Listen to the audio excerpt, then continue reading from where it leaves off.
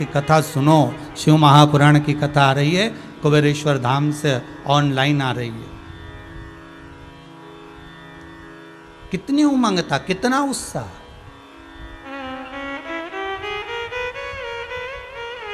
कल हम समीर जी को कह रहे थे, ऐसा लग रहा है जैसे कथा चालू नहीं हुई, जैसे दिवाली आ गई हो लोगों के हृदय में।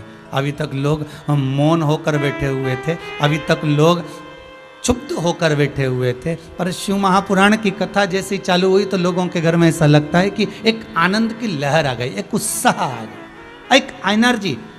और जितने लोग, जितने श्रोता, चाहे मोबाइल पर सुन रहे हो, फेसबुक यूट्यूब पर सुन रहे हो, चाहे टीवी चैनल के माध्यम से सुन रहे हो, आपके घर में आप जितनी देर तक कथा का रसास्वादन ग्रहण कर रहे हैं, आप 15 मिनट, आधा घंटा, पौन घंटा, 20 मिनट, 25 मिनट, 3 घंटा कथा को सुन रहे हैं, तो आपके भीतर ये उमंग, आपके भीतर ये उत्साह, आपके भीतर ये आनंद की एक लहर सी आ गई।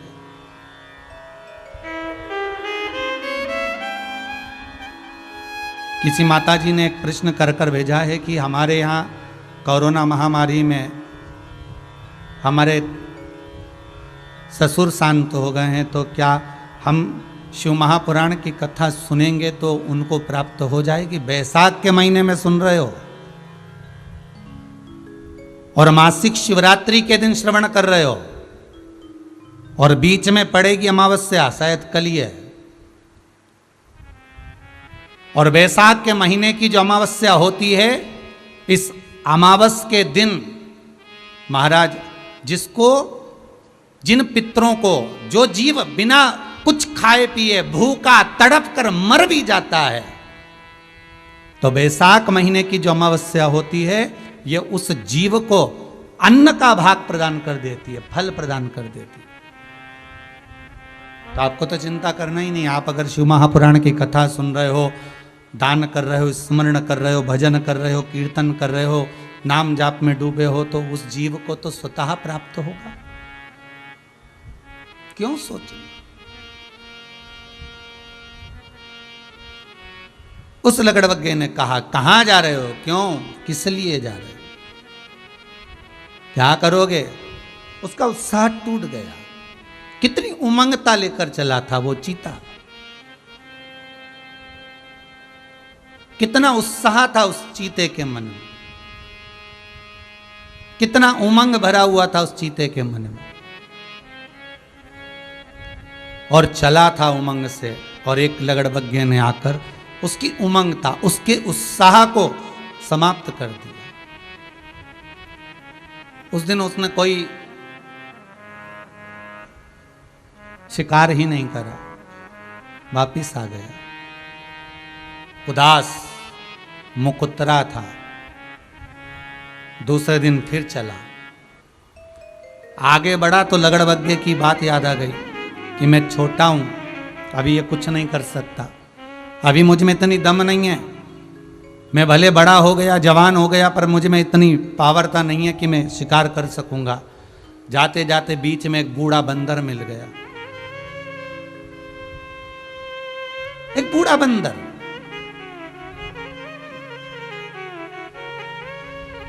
और उस बूढ़े बंदर ने चीते से पूछा, कहां जा रहे हो? तुम्हारा मुंह उतरा हुआ है, तुम्हारा चेहरा बहुत उतरा हुआ सा दिख रहा है, कहां जा रहे हो? चीता बोला, शिकार करने के लिए जा रहा हूं, पहली बार निकला हूं। तो ऐसा मुंह उतार कर जा रहे हो?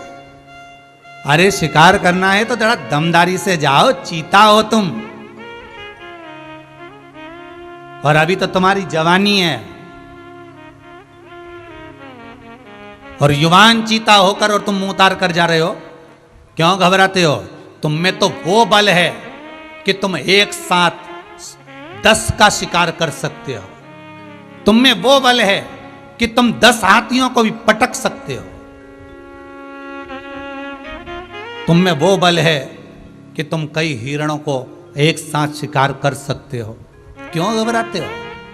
चीता उमंग में भर गया और अब दौड़ कर गया, और जाते से उसने एक हिरण का शिकार कर लिया, एक हिरण का शिकार कर लिया। विचार करिएगा जरा, सोचिएगा, आप जहां बैठकर कथा सुन रहे हो वहां बैठकर विचार करिएगा। एक लगड़बग्गे ने नवयुवक चीते की शिकार करने के पहले दिन में ही ऐसा उत्साह को तोड़ दिया कि वो घर आकर बैठ गया और एक बूढ़े बंदर ने ऐसा उत्साह पैदा कर दिया कि वो शिकार कर कर आ गया। बस वाणी का असर होता है, शब्दों की मार होती है। कोई कोई ऐसे मिलेंगे आपकी जिंदगी में जो आपको डराने का, भय देने का कार्य करेंगे। जैसे आप न्यूज़ का चैनल खोल लो, अब ये हो गया, अभी और तीसरी स्टेज आने वाली है, अभी सेकंड स्टेज चल रही है, फिर ये स्टेज आएगी, फिर ऐसा होगा, फिर इतने और मर जाएंगे, फिर शमशान में इतने जल गए, फिर ऐसा हो गया। एक वो होगा जो तुम्हारी एनर्जी को घटाने की बात करेगा, लगड़बग्गे की तरह तुमको नीचा दबाने का प्रयास करेगा, जिससे तुम अंदर ही अंदर टूटते जाओगे और टूटते टूटते एक दिन मालूम पड़ा पलंग पर पड़ जाओगे। जाने का प्रयास ही नहीं करोगे। नहीं तो तुम में तो वो पावर है, तुम में तो वो एनर्जी है, तुम में तो वो बल है कि ऐसे कोरोना महामारी तुम्हारे सम्मुख में भी आ जाए तो तुम उसको हटाकर निकल सकते हो। वो बल तुम्हारे भीतर होना चाहिए, वो बल तुम्हारे भीतर हो।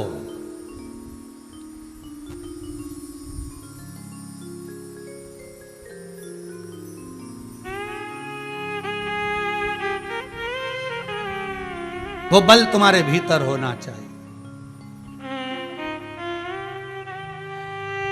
वैक्सीन लगवाएंगे, टीका लगवाएंगे, और कई लोग कह रहे हैं बुखार आ गया तो, कई लोग कह रहे हैं ऐसा हो गया तो। अब विचार कर, इससे पहले ना जाने कितने टीके लग गए होंगे, कितने इंजेक्शन लग गए होंगे, और ऐसे ही कई इंजेक्शन पहले बचपन में जब तू पैदा हुआ था गोद गोद कर लगे होंगे। विचार कर ले, कितने टीके, कितने इंजेक्शन, और आज भय खा रहे हो। टीका लगवाएंगे, वैक्सीन लगवाएंगे, कुछ हो गया तो। अरे ऐसे लगड़बग्गे बहुत मिलेंगे जो तुम्हें डराएंगे, धमकाएंगे, दबाएंगे, पर किसी किसी घर का व्यक्ति कोई एक ऐसा होगा जो कह देगा घबराओ मत, आगे बढ़ो, और बढ़ते चले जाओ तो जीवन में ना जाने कितने शिकार कर सकते हो। बस वही उमंग था, वही उत्साह। भले तुम पलंग पर पड़े हो, भले तुम्हारे को ऑक्सीजन लग रही हो, भले तुम वेंटिलेटर पर पड़े हो, भले तुमको अगर रोग हो भी गया तो घबराना मत ही। उस रोग से लड़ने की क्षमता परमात्मा ने तुम्हारे भीतर दी है।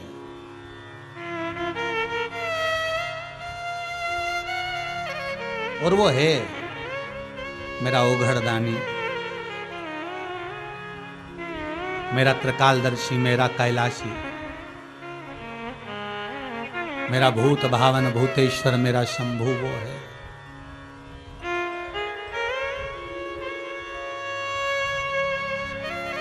उसका स्मरण करते जाओ, वो करे। जय शंभु, जय जय शंभु, जय शंभु, जय जय शंभु। ओ गणदानी महाकल्याणी, ओ गणदानी महाकल्याणी, नाम तुम्हारा है।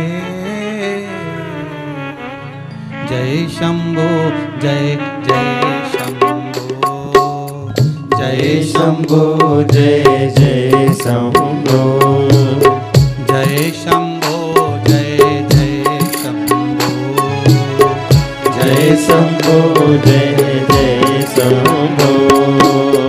ओ गणदानी महाकल्याणी, ओ गणदानी महाकल्याणी, ओ गणदानी महाकल्याणी, ओ गणदानी महाकल्याणी, नाम तुम्हारा है।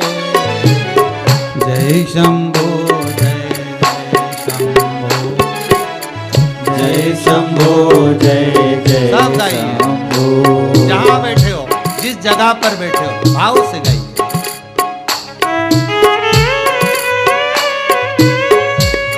कोरोना महामारी को समाप्त करने के लिए कुछ एक्सरसाइज है, भजन को गाते गाते करिएगा। ये हाथों का नाद, ताली का नाद, एक बड़ी एक्सरसाइज है ऑक्सीजन को प्रबल करने की। दूसरा, ताली बजाते ना बने तो ऐसा भी कर सकते हो। तीसरा, ताली ना बजाते बने तो ऐसा भी कर सकते हो।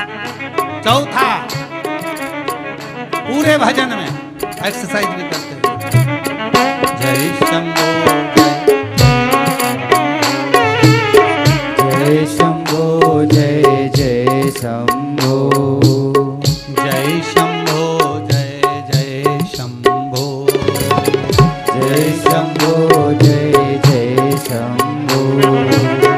ओ गणदानी महाकल्याणी, ओ गणदानी महाकल्याणी, ओ गणदानी महाकल्याणी, ओ गणदानी महाकल्याणी। नाम तुम्हारा है। जय शंभो जय जय शंभो जय शंभो जय जय शंभो। ओ जय शंभो जय जय शंभो जय शंभो जय जय शंभो। जय हो।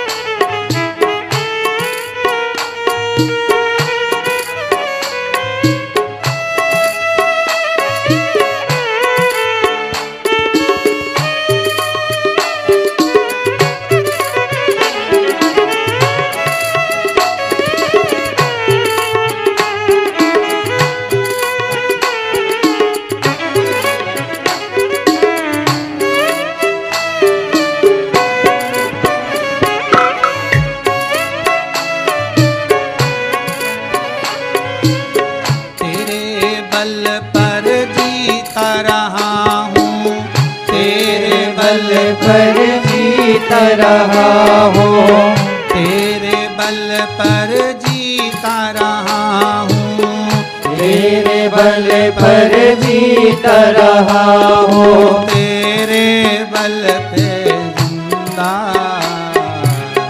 जय शंभो जय जय शंभो, जय शंभो जय जय शंभो।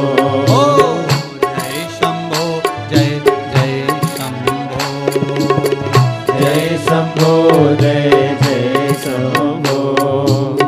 ओ गणदानी महाकल्याणी, ओ गणदानी महाकल्याणी, ओ गणदानी महाकल्याणी, ओ गणदानी महाकल्याणी।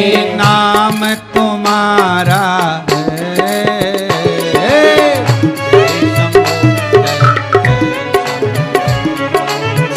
जय शंभो जय जय शंभो। ओ जय शंभो जय जय शंभो, जय शंभो जय जय शंभो। बोलो जय शंभो जय जय शंभो, जय शंभो जय जय शंभो। जय शंभो जय जय शंभो, जय शंभो जय ओ जय शंभो जय जय शंभो, जय शंभो जय जय शंभो। हे त्रिकालदर्शी कैलाशी अविनाशी, मेरे शंकर का नाम मात्र स्मरण करने पर सुख एनर्जी बल प्राप्त हो गया।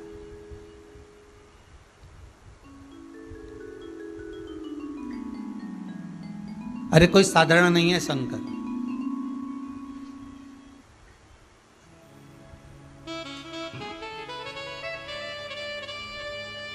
जिसके केवल नाम स्मरण से ही यम की कैद छूट जाती है। जिसका नाम स्मरण करने पर यमदूत भी दूर खड़े रहते हैं। देखिए, बहुत अच्छा प्रश्न है। किसी बालक ने ग्वालियर से लिखकर भेजा है व्हाट्सएप पर, बच्चों ने सूचना दी है उसकी। ब्रजेश जी के मोबाइल पर आया तो उसने कहा है, गुरुजी से कहना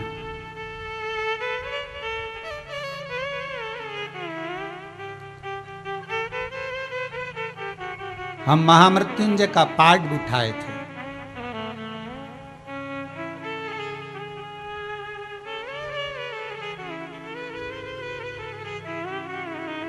फिर भी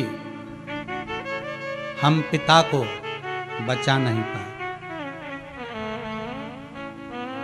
बस इतना सा जरूर पूछना। उस बेटे को मैं उत्तर देना चाहूंगा। प्रश्न अच्छा है बाबू आपका। केवल आपने ही नहीं,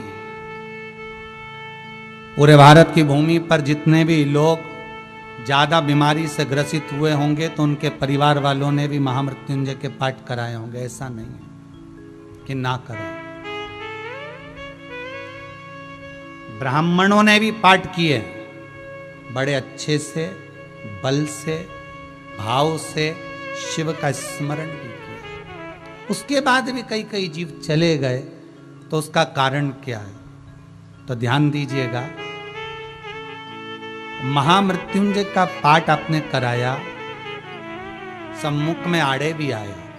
आड़े कैसे आया? जैसे कोई दवाई नहीं मिल रही थी, कोई दवाई नहीं लग रही थी, तो महामृत्युंजय का अनुष्ठान कराने पर वो दवाई लगी और औषधि मिली भी, लगी भी।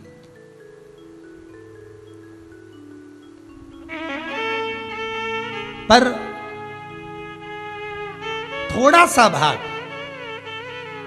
थोड़ा पुण्य, ये जो आप अनुष्ठान कराए हैं, ये दूसरे के द्वारा, जैसे किसी के मुख में श्वास दी जाए, फूका जाए, तो दूसरे के द्वारा हवा दी जाए, वो एक अलग बात है। पर खुद की भी कुछ हवा, खुद की भी कुछ श्वास होना चाहिए।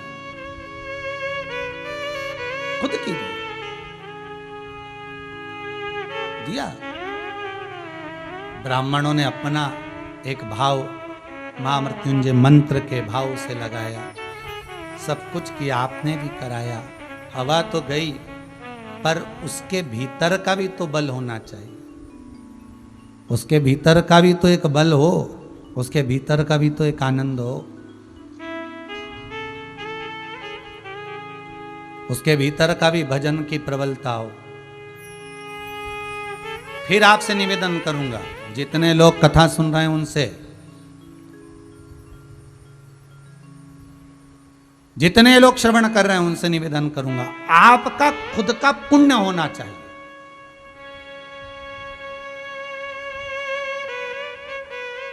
आपका खुद का पुण्य, खुद का दान, आपका हाथ से किया हुआ सत्कर्म आपका खुद का होना चाहिए।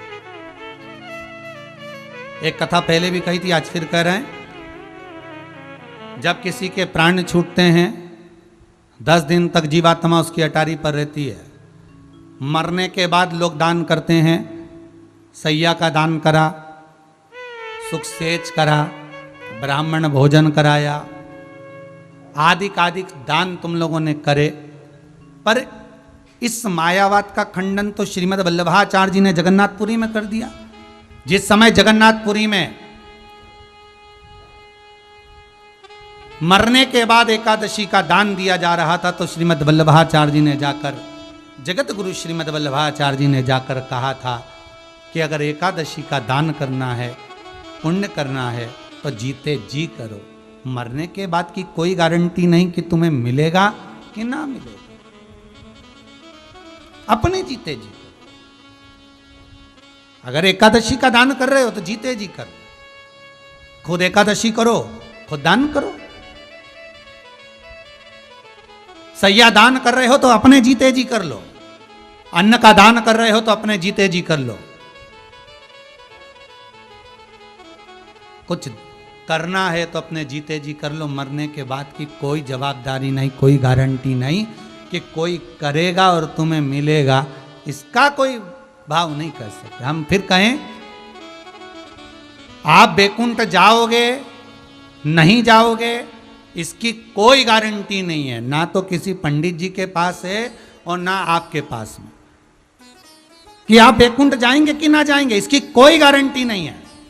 पर शिव महापुराण की कथा कहती है कि आप अपने जीते जी भगवान का इतना भजन कर लो कि वैकुंठ जहां तुम रह रहे हो वहीं बन जाए, तो समझ लो कि तुम वैकुंठ पहुंच गए। भगवान का इतना स्मरण कर लो, इतना भजन कर लो, इतना कीर्तन कर लो कि वैकुंठ स्वयं सम्मुख में आ जाए। आप वैकुंठ मत जाओ, वैकुंठ नाथ, वैकुंठ अधिपति भगवान विष्णु तुम्हारे सम्मुख में।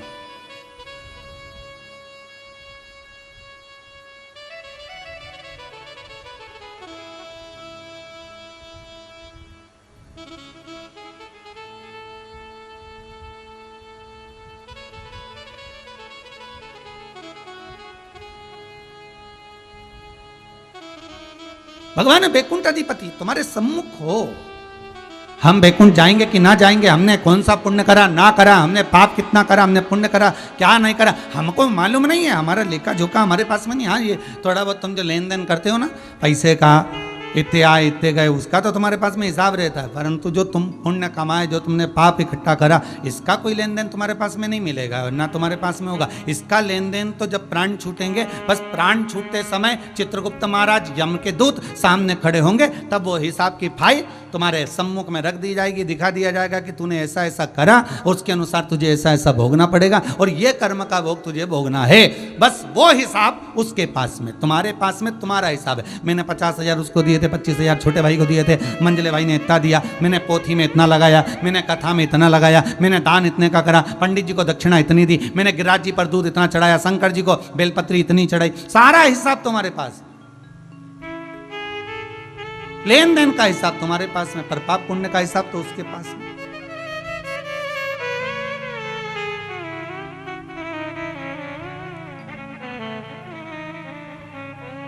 फिर वही बात आ गई, पुराणों से नहीं डरना मत डरो, शिव महापुराण से नहीं डरना मत डरो, अपने माता पिता से नहीं डरना मत डरो, घर के बड़ों से नहीं डरना मत डरो, गुरुओं से नहीं डरना मत डरो, परिवार से नहीं डरना मत डरो, समाज से नहीं डरना मत डरो, वेद और पुराणों से नहीं डरना मत डरो, भगवान से नहीं डरना मत डरो, शास्त्रों से नहीं डरना मत डरो। पर शिव महापुराण कहती है अपने कर्म से जरूर डरना, क्योंकि कर्म का भोग तो परमात्मा को भी भोगना पड़ता है। राम जी ने छुपकर बाली को मारा था, उस बाली ने छुपकर कृष्ण अवतार में भगवान कृष्ण को मारा था।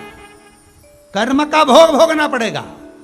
सीता जी ने एक चिड़िया को कैद में रखा तो माता जानकी को भी कैद में रहना पड़ा। कर्म का भोग तो भोगना पड़ेगा, किसी से मत डरो। कई लोग कहते हैं हमने अनुष्ठान करवाया, हमने ये करवाया, हमने, हाँ फल तो मिलेगा, उसका पुण्य फल था इसलिए इतने समय जी भी लिया, इतनी श्वास चल भी गई।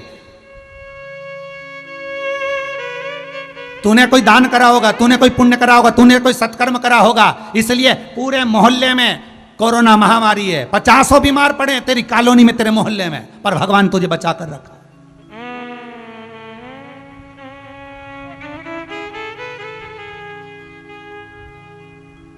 और हर पल हर घड़ी उस भोलेनाथ को धन्यवाद देते रहना, उस शंकर को कहते रहना कि मैंने तेरी कथा सुनी है इसलिए शायद मैं बचा हुआ हूं, मैंने अमृत शिव महापुराण का पी रखा है इसलिए शायद बचा हूं। ये तेरी कृपा है, तेरी कृपा से बचा हूं, मेरी कोई सामर्थ्यता नहीं है कि मैं बच सकूं।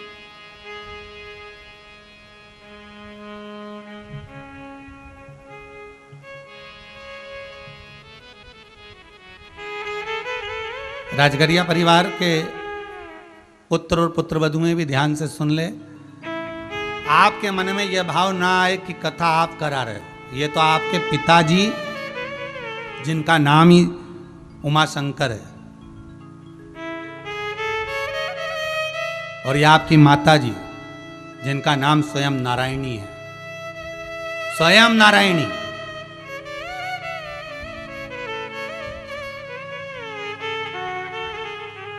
ये उनका पुण्य है जो आप तीनों भाई आनंद में विराजमान होकर इस शिव महापुराण की कथा को करवा रहे हैं।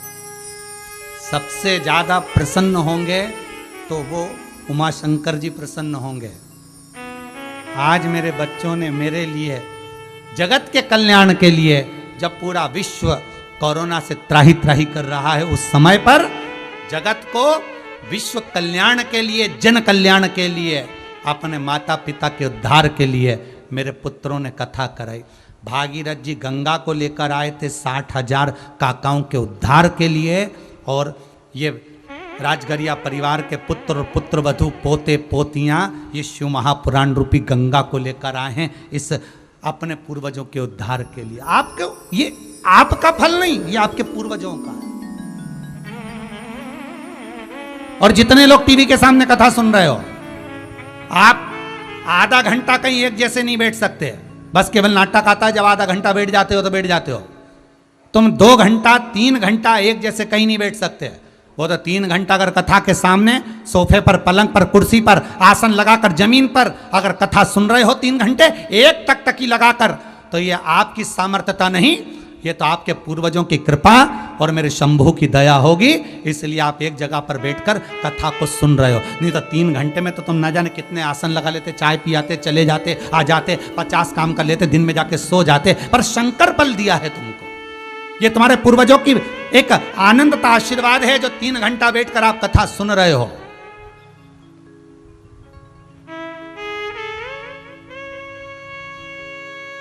कोई कह रहा था गुरुजी हम तो बैलेंस ही इसलिए संभाल के रखते हैं मोबाइल में कि हमको कथा सुनना है, फिर उसके बाद में भले हमारा बैलेंस खलास हो जाए, समाप्त हो जाए, हमें कोई दिक्कत, पर कथा सुनने तक हम समाप्त ना हो, इसलिए हम उसको हमारा नेटवर्क का बैलेंस जो है संभाल कर रखते हैं। नेटवर्क कथा सुन ले फिर भले चलेगा।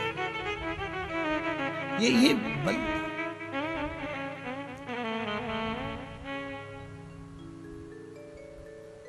उसने करा है कृपा। शिव महापुराण की कथा कर रही है। पुराणों में तो वो दिया गया है साहब, बस एक बार करने वाला अगर कोई मिल जाए तो ऐसी कई बीमारियां हैं जो रोग भगवान शंकर की कृपा से भी समाप्त हो सकते।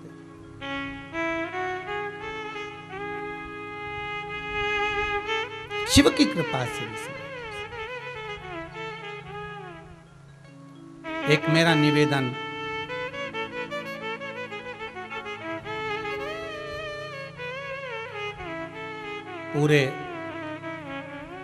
पूरे विश्व से रहेगा। कोरोना महामारी के चलते आप लोगों ने सारे अनुष्ठान करे,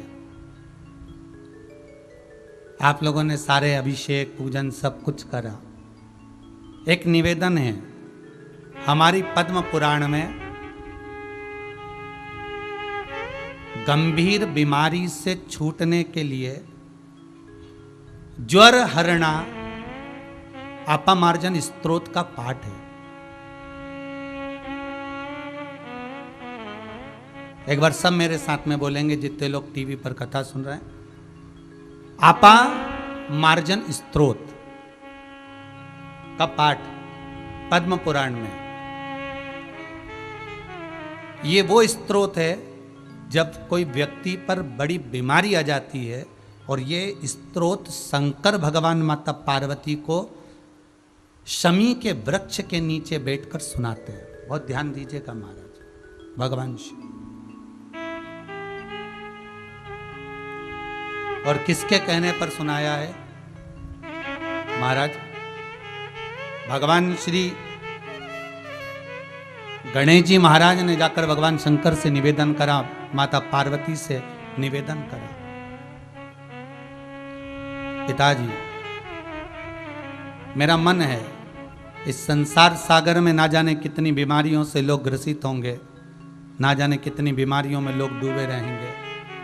कहीं कहीं कोई कोई बीमारी इतनी बड़ी आ जाएगी कि जीव अपने प्राणों को भी गंवा बैठेगा। उस समय पर संसार के लोगों को बचाने के लिए कोई ऐसा प्रयोग किया जाए जिससे संसार के लोग उस गंभीर बीमारी से बच सके।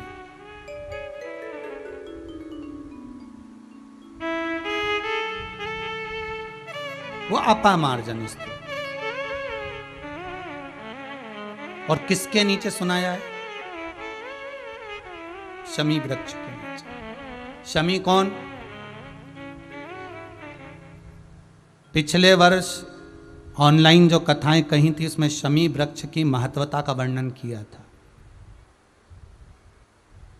शमी कौन? औरव ऋषि की बेटी शमी, जिनका विवाह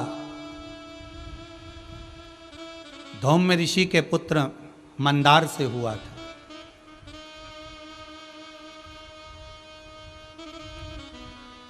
इस औरव ऋषि की जो पुत्री थी शमी, बड़ी सुंदर थी महाराज, बड़ी सुंदर।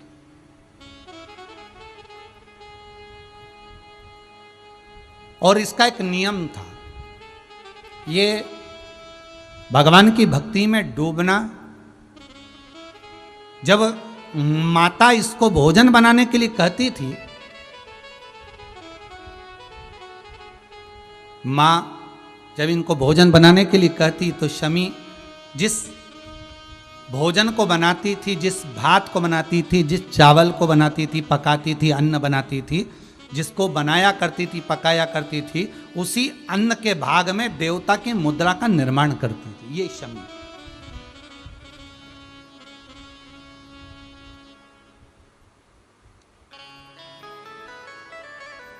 अन्न भाग से देवताओं का निर्माण करने वाली औरव ऋषि की कन्या शमी।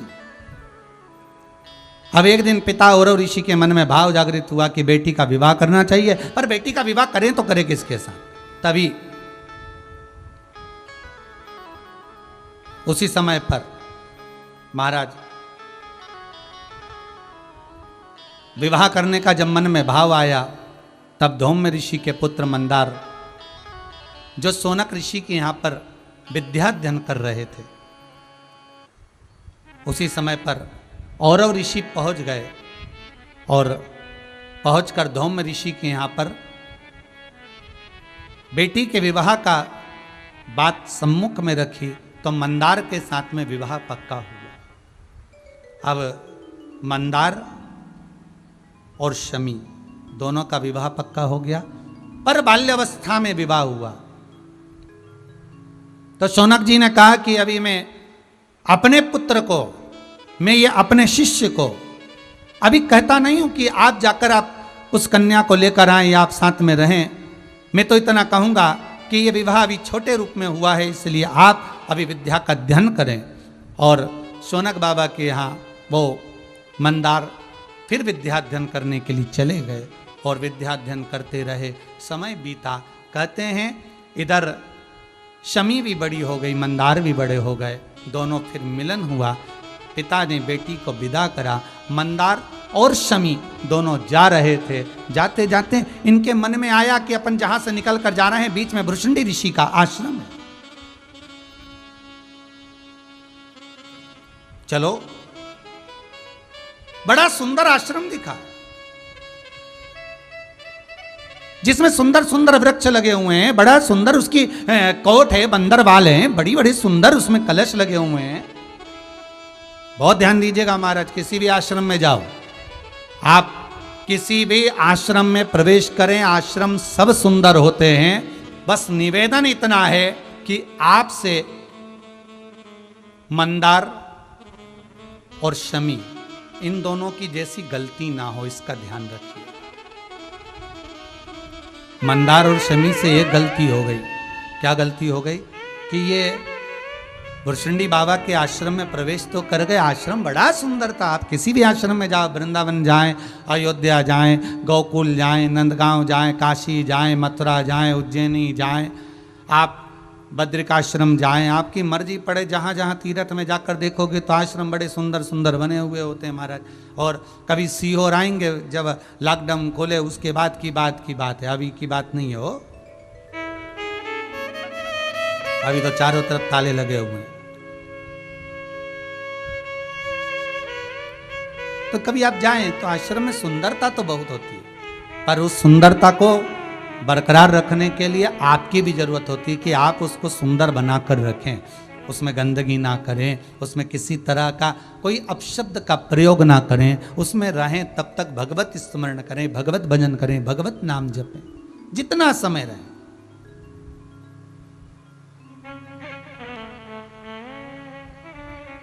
अब भृशुंडी ऋषि के आश्रम में प्रवेश कर गए। अब इनको मालूम नहीं था कि भृशुंडी बाबा तो गणेश जी के आराधक हैं। कहते हैं, गणेश पुराण कहती है कि भृशुंडी बाबा ने गणेश जी की इतनी आराधना करी थी, गणेश जी का इतना स्मरण करा था, भृशुंडी बाबा ने गणेश जी की इतनी आराधना करी थी कि एक बार गणेश जी महाराज प्रसन्न होकर आ गए और गणेश जी ने कहा, मांगो भृशुंडी बाबा तुम्हें क्या चाहिए। तो भृशुंडी जी ने कहा था, अगर कुछ देना चाहते हो तो बस जैसा आपका स्वरूप है वैसा मेरा बना दीजिए, वैसा स्वरूप मेरा बना दो।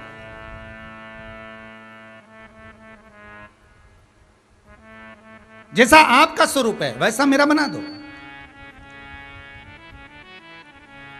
हमारे यहां हिंदू धर्म के अंदर जब गणेश जी महाराज की स्थापना होती है तो गणेश जी की जो मूर्ति विराजमान करी जाती है उस मूर्ति में, और भृशुंडी ऋषि को भगवान ने जो अपनी स्वरूप दिया है उस मूर्ति में, दोनों में अंतर है। बहुत ध्यान दीजिएगा महाराज, दोनों में अंतर आता है। कई कई बाजार में जो मूर्तियां मिलती हैं उसमें गणेश जी की जटा बंधी रहती है, ऐसे बाल बने रहते हैं गणेश जी के, जटा जूट बनी रहती है, और गणेश जी महाराज को सुंदर जटा जूट में देखा होगा, कहीं गणेश जी को आपने सन्यासी के वेश में देखा होगा, कहीं गणेश जी को आपने मृगशाला लपेटे हुए देखा होगा। कोई कोई मूर्तियां अगर आपने देखी होगी गणेश चतुर्थी के टाइम पर गणेश जी की मंदिरों में विराजमान होती है, या लोग मट्टी की मूर्ति लेकर जाते हैं तो उसमें जटाबंदी होती है, उसमें केश बंधे होते हैं, उसमें केश लगे होते हैं, उसमें मृगशाला पहने रहते हैं गणेश जी महाराज। तो जो सन्यासी के वेश में गणेश जी की मूर्ति का जो दर्शन होता है वो गणेश जी नहीं होते, वो गणेश जी ने जो अपना स्वरूप भृशुंडी बाबा को प्रदान करा था, ये उस स्वरूप की दर्शन होते, ये उस स्वरूप का पूजन है। अगर गणेश जी महाराज की मूर्ति का दर्शन करोगे तो सिर पर मुकुट लगा हुआ है, गणेश जी के कानों में सुंदर कर्णफूल है, गले में माला पहने हुए हैं, सुंदर सुंदर धोती, सुंदर सुंदर भगवान पीताम्बरी धारण करे हुए, सुंदर वस्त्र धारण करे हुए हैं, सुंदर सुंदर मुद्रिका श्री गणेश जी महाराज, सुंदर सुंदर पाँव में पायल श्री गणेश जी महाराज पहने हुए, सुंदर तगड़ी गणेश जी महाराज, गले तोंद पर नाभिकोश पर सुंदर सर्प बंधा हुआ है, वो श्री गणेश जी महाराज। और बाकी के अगर सन्यासी की मुद्रा में अगर आप दर्शन कर रहे हैं तो वो भृशुंडी श्री गणेश जी महाराज, अर्थात भृशुंडी बाबा ने गणेश जी की इतनी आराधना करी थी, इतनी आराधना करी थी कि गणेश जी ने पूछा कि मांगो भृशुंडी जी आपको क्या चाहिए। तो भृशुंडी जी ने कहा कि बस जैसा आपका स्वरूप है, जैसे आपके लंबोदर लोग कहते हैं, जैसे आपके कान है, जैसे आपकी सूंड है, जैसा आपका मुख है, जैसा आपका शरीर है, वैसा मुझे बना दीजिए। भगवान गणेश जी ने भृशुंडी बाबा को वर प्रदान कर दिया, लो मैं अपना स्वरूप आपको देता हूं। और भृशुंडी ऋषि गणेश जी जैसे हो गए, बस इनके मुकुट नहीं था, बस इनके गले में सोने के आभूषण नहीं थे, इनके गले में सुंदर सुंदर आभूषण नहीं है, इनके गले में वही तुलसी की माला, वही रुद्राक्ष की माला, मस्तक पर वही। किसी किसी के यहाँ पर चतुर्थी, गणेश चतुर्थी के समय पर जब बाजार में से मूर्तियाँ खरीदने जाते हैं स्थापना के लिए, मट्टी की जब मूर्त लाते हैं तो ध्यान रखना चाहिए कि हमें गणेश जी की मूर्ति लाना, हमें भृशुंडी गणेश नहीं, हमें श्री गणेश लेकर। अब लोग समझते तो है नहीं, बस गए, उन्होंने देखा क्या सुंदर मूर्ति लग रही है, जटा बंधी हुई है, सुंदर सुंदर मृगछाला पहने हुए हैं, मृगचर्म पहने हुए हैं, गले में रुद्राक्ष की माला पहने, तो उन्होंने सोचा ये गणेश जी की मूर्ति, इसको ले चलो, और लेकर आ गए। वो पूजन कर रख ले, रखो पूजन करो, मना नहीं है, पर वो भृशुंडी श्री गणेश, गणेश जी महाराज ने जो अपना विग्रह दिया था भृशुंडी ऋषि को, वो गणेश।